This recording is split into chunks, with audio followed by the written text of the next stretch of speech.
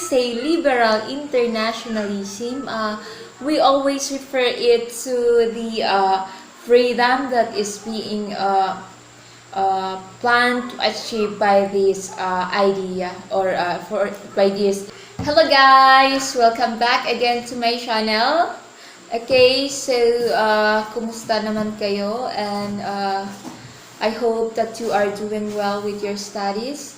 Okay, so for today's topic, I'm going to discuss separately about the liberal internationalism and which I discussed on my previous vlog or lecture entitled Origins of the Global Interstate System. But before we start, siguraduhin nyo munang nakapag-like, subscribe kayo sa channel ko para maging updated kayo sa mga sumusunod kong video. Okay, so let's start!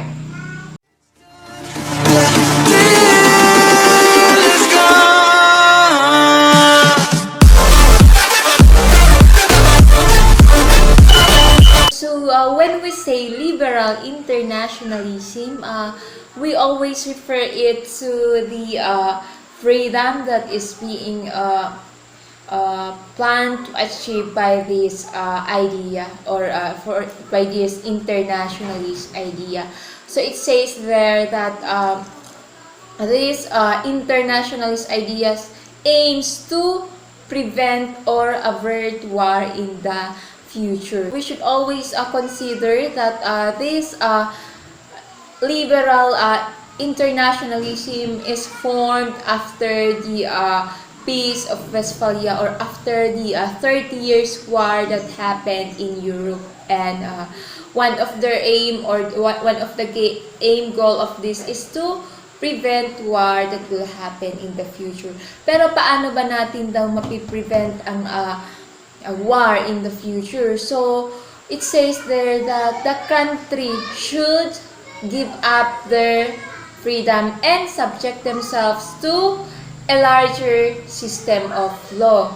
And in order to do that, there should be an international government that shall be formed to implement the laws that being created. Okay? So, kailangan daw lahat ng mga bansa dapat i-give up nila ang kanilang mga sariling freedom, and then they have to adhere with an international law. So the idea of this liberalist internationalism is all about democracy that shall be implemented among nation. Okay, and there should be an international government that will be formed. So sa tingin nyo guys, nag-e-exist ba yun? Nag-e-exist ba yung international government? So that will be a question on your part. So meron ba? So try to ask yourself now. So do we have an international government that is existing as of at the present?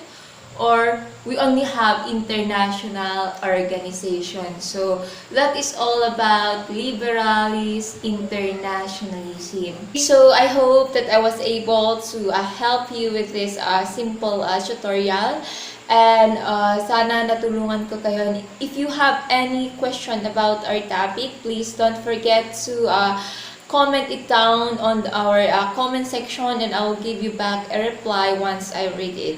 Okay, and if you wanted me to discuss more topics about the contemporary world per se, please isulat nyo lang sa comment section ulit.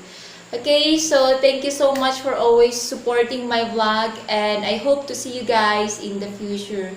And of course, if you are new to my channel, please don't forget to like this video, share, and subscribe to my YouTube channel in order for you guys to be updated on my new uploads that are related to contemporary world. And please don't forget to hit the notification bell para lahat ng mga bago kong upload ay ma-update ka. Okay, so that's all for today, and goodbye guys!